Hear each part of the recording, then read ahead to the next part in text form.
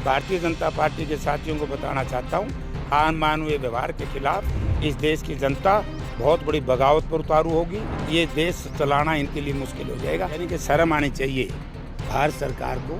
75-76 वर्ष की हमारी नेता जो कोरोना से पीड़ित थी, अभी अस्पताल से आई हैं, और मैं कहता हूं कि अगर इनमें थोड़ी सी मानवता होती, कभी किसी इतने सीरियस बीमार को नोटिस दिए जाते हैं अस्पताल में कि ये ऋषि मुनियों का देश है, देवी देवताओं का देश है, ये देशवासियों का देश है।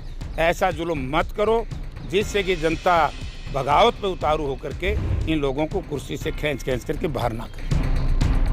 ईडी द्वारा सोनिया गांधी से लगातार जो है पूछताछ जारी है, जिसके चलते पूरे प्रदेश के अंदर जो है सरकार द्वारा जो ईडी की जो रेड जो गिर रही है उसको लेकर के जो आज हमारे साथ मौजूद है पूर्व केंद्रीय मंत्री जयप्रकाश जी। तो इनसे जानना चाहेंगे कि किस प्रकार से जो है सरकार की जो है मंशा नज़र आ रही है। सर, ये जिस प्रकार से जो सरकार द्वारा जो है ईडी से जो पूछताछ सोनिया गांधी जी से और राहुल गांधी से की जा रही है, तो इसको लेकर आपका क्या कहना है? ये तो बिल्कुल बेईमानी है, अमानवीय व्यवहार किया जा रहा है।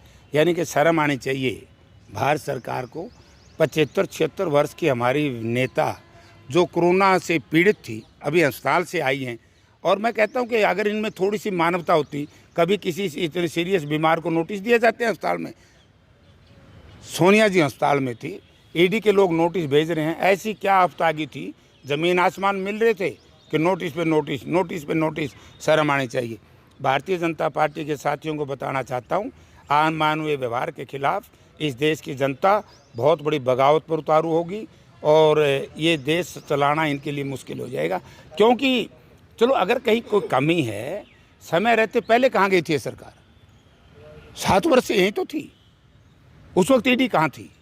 ये जैसे जैसे किसी स्टेट के चुनाव होते हैं, देखो जब प्रदेश के चुनाव होते हैं, पंजाब में चुनाव हुए, हमारे उस वक्त के मुख्यमंत्री चन्नी के परिवार के खिलाफ ईडी की रेड करा दी। महाराष्ट्र के चुनाव हुए थे, अजीत पवार की रेड करा दी। अब वहाँ सरकार तोड़ी ज़बरदस्ती, धन का दुरुपयोग करके, धन के बलबूते पर, तो वहाँ शरद पवार जी के यहाँ नोटिस भेज दिया। हरियाणा में हमारे नेताओं के खिलाफ मुकदमे दर्ज कर देते हैं। पूरे देश में ही अब देखा कि भाई कांग्रेस पार्टी बड़ी तेज़ी से ग्रो कर रही है, तो राहुल जी और सोनिया जी के ऊपर ये कर दिया। द्वेष और बदला की भावना से कार्रवाई की जा रही है। ये घमंड और अहंकार इस सरकार में देखता है। लेकिन मैं सरकार को कहना चाहूँगा कि ये ऋषि मुनियों का देश है, देवी देवताओं का देश है, ये देशवासियों का देश है। ऐसा जुल्म मत करो जिससे कि जनता बगावत पे उतारू होकर के इन लोगों को कुर्सी से खींच करके बाहर ना करे। सर, कल चंडीगढ़ और दिल्ली के अंदर भी प्रदर्शन किया गया था, जिसके चलते जो है वहाँ पर चंडीगढ़ में ज़्यादा बैरिकेटिंग भी कर दी गई, भारी पुलिस बल लगा दी गई। क्या सरकार डरी हुई नजर आ रही है? सरकार तो डरी हुई है। अब सरकार की 5 चीज़ होती हैं। देखो, वैसे तो प्रजातंत्र में कहते हैं कि लोक लाज से चलता है। जिस लोक राज में लोक लाज ना हो तो वो लोक राज नहीं कहलाता। इस राज में कोई लोक लाज नहीं है।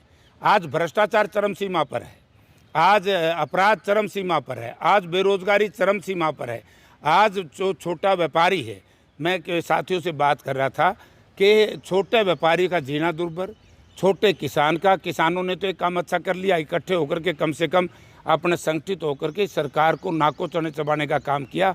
और मैं व्यापारी भाइयों से भी यही निवेदन करना चाहूँगा कि संगठित हो जाओ और केंद्र में और प्रदेश में बैठी सरकार को सबक सिखाने का काम करो। आज हरियाणा प्रदेश की जनता इस सरकार से बिल्कुल ऊब चुकी है और आपने खुद भी देख लिया होगा कि सरकार की हालत क्या है।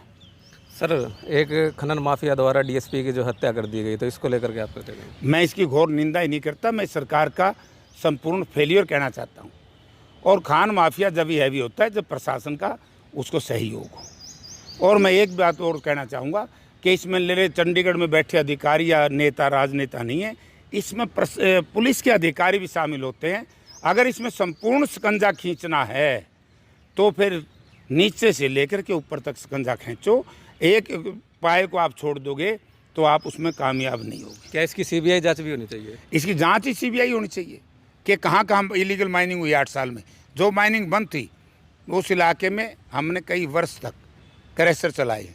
हमें पता है कि जो हालत वहाँ हो रही है, सारी रात पत्थर पाड़ा जाता है और क्रैशरों में बेचा जाता है। क्या सरकार को इस बात का ज्ञान नहीं? सरकार की बिजली नहीं जल रही, सरकार को जीएसटी भी नहीं आता। अगर जीएसटी भी नहीं आता और बिजली के बिल भी नहीं दिए जाते तो इसका मतलब सरकार बिल्कुल मस्ती में मदहोश होकर के बैठी है। और इसका खामियाजा कहते हैं ना कि ऐसी कलैप्स होगी, धड़ाम जाएगी। सर कुलदीप बिश्नोई जी भाजपा के अंदर जो है शामिल होने जा रहे हैं, तो इसको लेकर क्या है, क्या कांग्रेस कमजोर नहीं नजर आएगी? कांग्रेस तो मजबूत होगी। कुलदीप बिश्नोई का क्या योगदान है हरियाणा की राजनीति में, मुझे ये बताइए। ठीक है, चौधरी भजनलाल के बेटे हैं, चौधरी भजनलाल ने काम किया, आज वो सुर्ग में है। बल्कि चौधरी भजनलाल के कामों को तो मैं व्यक्तिगत बात नहीं कहना चाहता, इन्होंने कमज़ोरी किया है। अगर व्यक्तिगत बात पे आए तो आप सब लोग जानते हैं कि भजनलाल जी कहाँ थे, आज ये कहाँ हैं। सर आज जो है कहाँ जो है प्रदर्शन किया जा रहा है कांग्रेस के द्वारा, और कहाँ से कहाँ तक हिसार के अंदर जो किया जाएगा? हिसार में हम कांग्रेस भवन से चलेंगे और सेक्रेटरीट तक जाएंगे, वहाँ धरना देंगे और उसके बाद आ जाएंगे। तो ये हमारे साथ थे पूर्व केंद्रीय मंत्री जयप्रकाश जी, और इनका साफ तौर से यही कहना है कि जो आज जो पूरे प्रदेश के अंदर जो है कांग्रेस द्वारा जो है एक बड़ा प्रदर्शन किया जाएगा, और हिसार के अंदर जो कांग्रेस भवन से लेकर जो है लघु सचिवालय तक जो है ये प्रदर्शन किया जाएगा। पंजाब केसरी टीवी के लिए हिसार से विनोद सेन। हमसे जुड़े रहने के लिए हमारे YouTube चैनल को सब्सक्राइब करें और नई वीडियो की नोटिफिकेशन के लिए बेल आइकॉन को दबाएं। अगर आप ये वीडियो Facebook पर देख रहे हैं तो लाइक जरूर करें और ज्यादा से ज्यादा शेयर करें। धन्यवाद।